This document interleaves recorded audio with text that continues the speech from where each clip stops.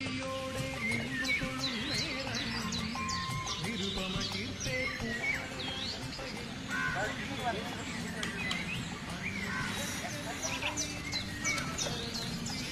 വിഷ്ണു, അപ്പൊ നീ നാട്ടിലൊക്കെ വരാറുണ്ടല്ലേ?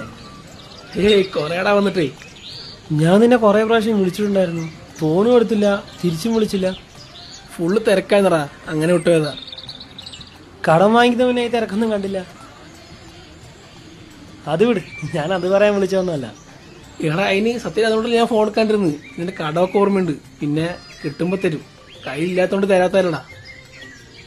വേണ്ടടാ, ആവശ്യമുള്ള സമയത്ത് ആരെയും കണ്ടില്ലല്ലോ.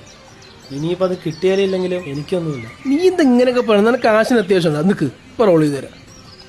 വേണോടാ, നീ കാശൊന്നും തരണ്ട. ഇടയ്ക്ക് വിളിക്കുമ്പോ ആ ഫോണൊന്നും എടുക്ക്. അമ്മയും പോയടാ, തനിച്ച സംസാരിക്കാനോ പറയാനോ ഒന്നും. നീ കാശ് തരാണ്ടെന്ന് കരുതി വിളിച്ച ഫോൺ എടുക്കാതിരിക്കാതെ. എടാ ഓട്ടാ.